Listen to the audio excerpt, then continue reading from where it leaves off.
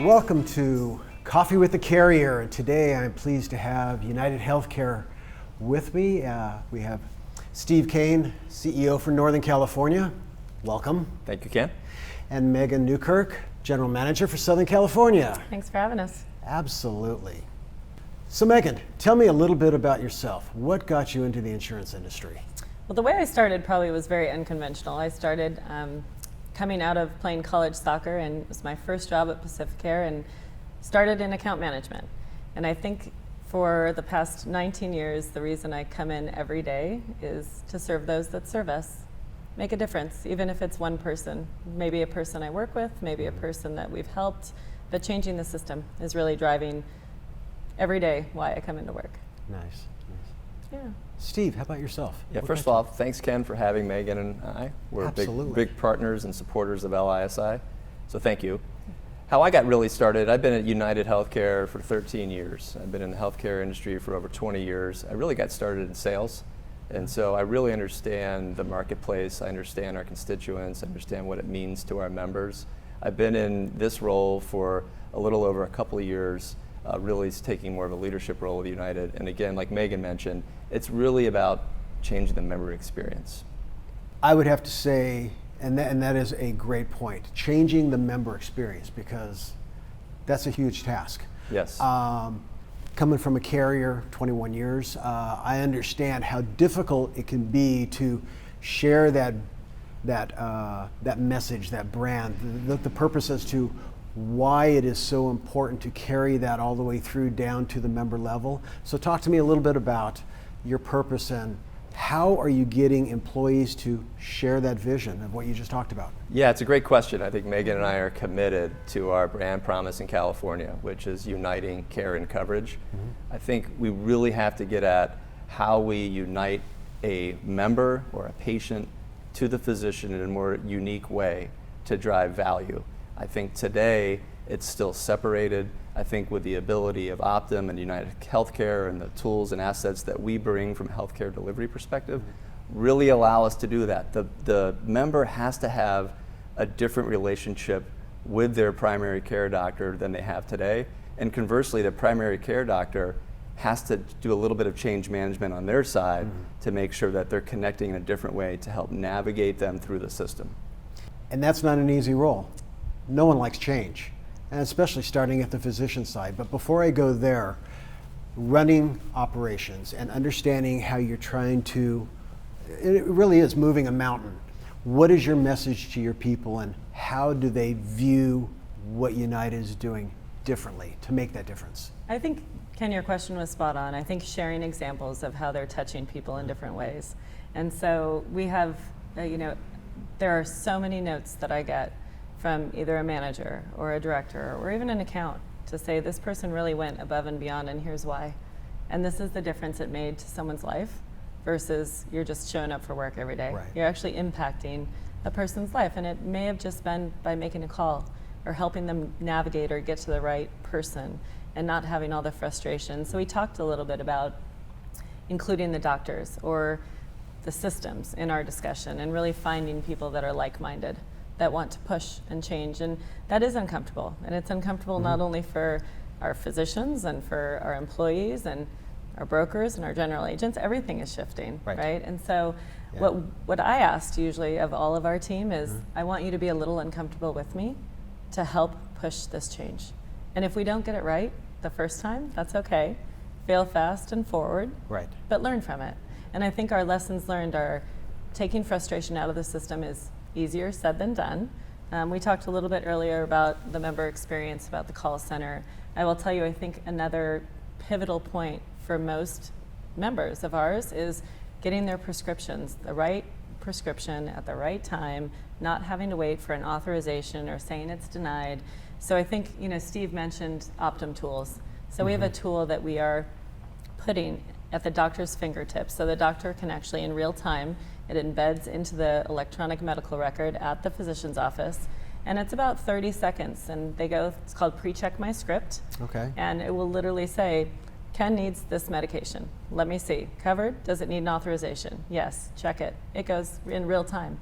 Really? So the first experience most people have, we heard, was not having something covered or having to call back to the doctor's office to say I need an authorization or this medication's not covered. And quite honestly, I don't think every doctor should memorize every formulary Right. out there. So I think we need to make it a little bit simpler. And so that's just one example of trying to make an experience better, not only for the member, but also for the doctor. Maybe we saved 2 calls or a call to the pharmacist. And in the end, a person's experience matters. And to take experience a step further, because from a general agency side, that's kind of our message and what I talk to a lot of folks in operations. I mean, the sales folks get it. They love to talk. They love to share that experience. But when it goes down the line to everybody in there, and I'm talking about the experience with the brokers, because that's 99% of who we're engaging with, how do you create an experience that is different? And you talked about it, picking up the phone, having a conversation, more than just shooting off an email.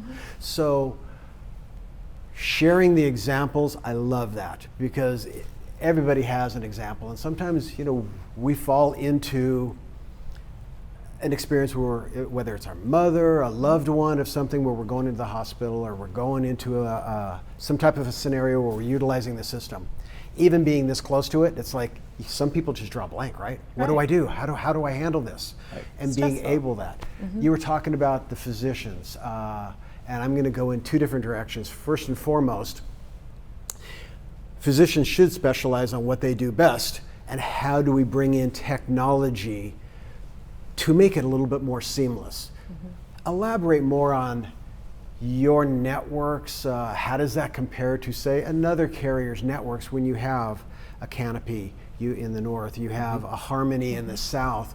What separates United, your distribution or your provider, connecting insurance with care? How does that differ? What is that experience you're creating? So maybe I'll just give an example of, in Harmony, really, it's trying to build things together with our providers. So understanding what are the roadblocks, what do we have to get through and work through together. So typically what I would say is we'd roll out a program and we'd say, yeah, follow this program. And we had no idea if it would actually impact their workflow in a positive manner or a negative manner. So imagine bringing those people to the table and saying, hey, can we embed that system pre-check my script into your EMR? Can we send data from your EMR to somebody's phone? Can we make it so that you can text message a member? Harmony's different because the member experience that we're building, I'll say it's in phases. We're going to keep continuing. So we tackled call center. We're tackling prescriptions. We're tackling clinical programs, getting things in the mail from your provider and getting different things in the mail from UnitedHealthcare. How do we collaborate and promote one program for a member so it's not confusing? Digital messaging, having a portal. If somebody says, hey, I'd really like to communicate via text, great, that's an option. Thinking about how they want to experience their care instead of forcing it in a traditional way that we've always known, I think is the right message. And we have to hear not only what the member's saying, but what the physician community is saying and what the broker community is saying. And quite honestly, we need help. We need help driving that change of just introduce it and try it. Doesn't have to change your whole benefit structure, but at least help us make that transformation so other people aren't making it for us. The reason I think there's so much frustration is we're not solving those problems quick enough, and we've heard that message for a long time. So doing something about it and taking action that you can demonstrate, I think people really enjoy. Well, you touched on a lot of great topics. I could spend all day here with you, which is fantastic. Technology, change, moving forward. We have, 4 to 5 generations now, whether it's in the workforce, but within the member experience force for sure, right? You have folks who like it the old way, they don't want to change. Maybe they get that EOB via paper so they can kind of walk through it. Or you have this millennial coming in that says, I don't want to see paper, I want to see it driven on a mobile app so that I can kind of go through. Steve, from your perspective, how are you looking at the bigger picture to integrate technology into small group business, large group? Do you differentiate? Talk a little bit about that. Yeah, I think it really is about creating an omnichannel experience so that when our members are either accessing our website or accessing our app, that it's similar feel and functionality. When I think about technology, there's really two big components. There's the back office technology that really is seamless to a member, but is ultimately really important around how we're directing their care without them having to partake in that. So it's doing it in a smart, efficient way. And then I think there's the kind of the desktop or user tools that we have, which I really think put us in the lead on that from a payer perspective. It's about transparency and understanding where I can get the best medication, what the cost of that medication is, who's practicing the best quality medicine. We at UnitedHealthcare, as an example, we have the ability to rate quality and efficiency for our network. So we understand where the quality and efficient doctors are, and we can help guide members there real time. That to me is technology, when we're making a difference around how to access care, where to find the right quality care, and making it more affordable. What would you like to see involved with the involvement from brokers, what they should be doing as we move forward from their role? So I guess I would start by saying, and I said this last week to a group of brokers I was speaking with, and we were talking about market transformation. And it's a broad topic. And one of them asked pretty candidly, what do you think our role is in that? And I think it's more than price, and it's more than just network.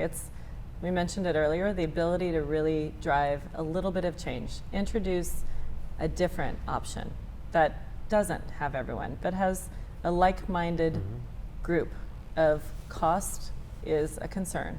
So we mentioned Harmony and we mentioned Canopy. It doesn't have everyone. We understand that's disruptive. We understand it might be a different benefit, but that might be a good thing. And for a lot of years, everyone has told us you got to match our benefits, you got to match the same network, we don't want any disruption. Right. But the education part for us, I think, Ken, it's a shared responsibility. There are different cost levers in our market, and they are very drastic. And so that education around, yes, you can still go see that provider. I think it's great. Still have them as an option. All we're asking is help us introduce a new option where we can compete differently with our provider partners who are also like-minded, that want to drive cost down and out of the system. They want to promote getting people to the right place of service at the right cost, and it means it's not going to be everyone. And I think that messaging of why is it not everyone, and why do you want to introduce a new option, whether it's Harmony or Canopy, into our benefit portfolio, is because the longevity of the change that we need in our system, we have to drive out that cost and that education of cost is different. You can buy a car, there are different costs of cars. Right. Same with where you go and access service. And I think we're not vocal enough around the why we're introducing and building these networks together. I will tell you, OptumCare, sitting at the table with OptumCare and building something together to say, with them, we will send outpatient here because we know that's the right thing to do. It costs less, they'll be out, they won't be exposed to hospital-borne diseases. There are just fundamental things that we need to do more education on, but we need help. We need a broker to say, try it, put it alongside. You can still have it as an option, but help us drive that change and that education. And I think the way we do that is by introducing new options into the portfolio and not doing just the same, match my benefits and match my network. Match my price. Can you downgrade and get a little lower price, and the cost curve's still going and going and going. So I mean, if we want to bend that cost curve. I mean, Ken, we've got to have our brokers have a bigger voice in directing their clients. I think we need to move away from the spreadsheet mentality and move to a value mentality. More of a long-term value mentality, more of what is the story here on getting to a sustainable, durable platform. At the end of the day, every time an employer makes that decision to move carriers on price alone, guess who it disrupts? It disrupts the member. Absolutely. Because think about what we just talked about. So when we talk about providing this different platform, this different connection with your physicians, and making sure they understand your programs and who you are and directing you real time. Well, when you switch because of price alone and not ROI and durability and sustainability, that disrupts that. Right. You know, if you have someone at UnitedHealthcare, for example, who is a navigator for you, or if you're a family that has complex needs, and we have it completely dialed in and focused on your care, and then your employer makes a decision on just a short-term 12-month pricing decision, right, that's disruptive to the member. So we really need and are asking our broker partners and our consultants to just think a little bit deeper. The things that we're talking about with Harmony and Canopy are different and unique.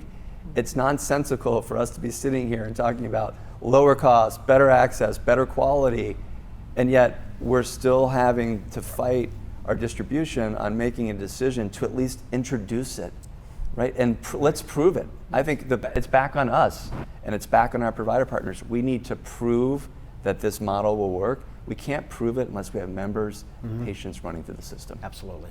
I think maybe just one other comment I'd make, Ken, is let's do it together. 100%. So Yeah, 100%. why not have a conversation about what do you want your vision to be the next 3 to 5 years, and how can we help? And if we're that change ready, and we can actually sit down at a table and map that out, you'd be amazed at the options and the creativity and education that goes into that. Right. Right? So if you're transitioning every year and it's churning, how do you educate that member and that employee around the tools? At some point, they're overloaded. Yep. They're disconnected. So keeping that conversation alive versus just sending an email or saying, hey, here's your rate for this year, it's different. And I think more than ever, which is exciting, is our provider partners are wanting to be part of this. Yeah. So Are they? forever, the provider They wanna partners step up, okay. have said, we don't want anything to do with the sales process. We have providers both in Northern California and Southern California saying, take us with you.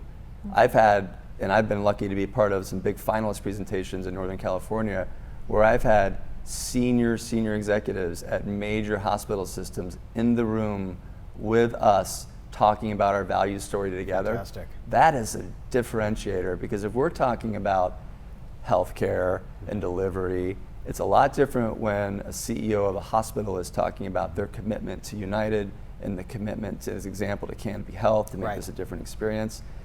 That tipping point has happened both in the North and South, where these providers saying, let us come with you. We want to be part of the story and the solution. And so we all need to be part of that.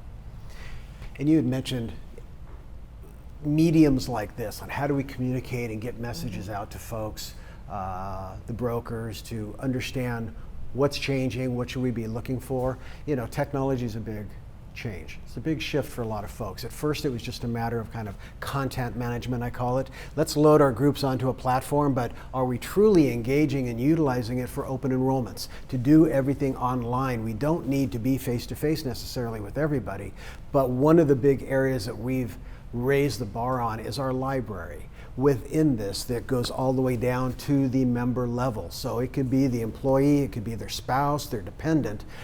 What is an HMO? What is a PPO? And that's just being very at the Right. top of the surface, but getting in deeper to some of this, that I'm now on this motion plan or I'm going to this network. How do I truly utilize it to my benefit and my experience as a member?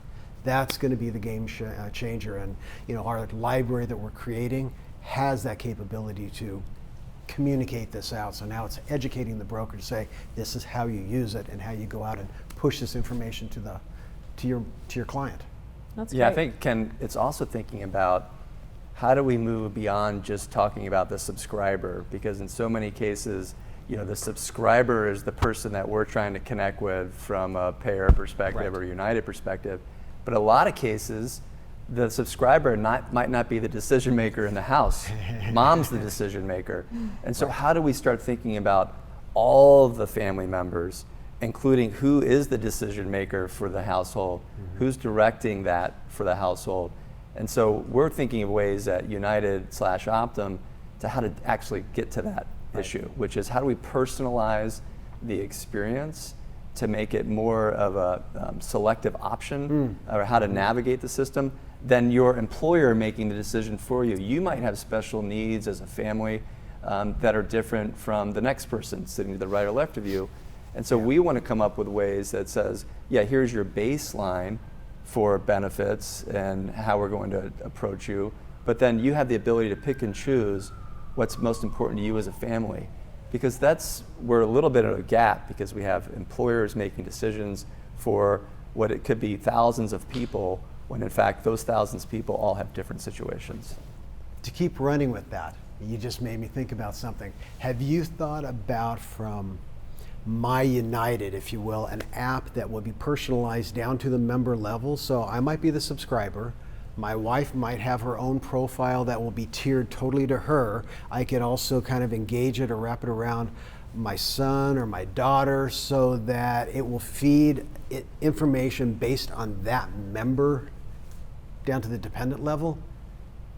Have you guys thought about that? Yeah, I mean, I think it's a great idea. I think those are all the things that are on the table, is how do we get at the total picture versus just the subscriber. Of course, we have the information on dependents and spouses, but it's more about how we connect with them in a more relevant way. Right, right. Kind of goes back to the point earlier, Ken, of when we were building that together, how do we look at all of our data input sources, whether it's physician group, broker, employer, and how do we consolidate that information so that people are getting one consistent feel?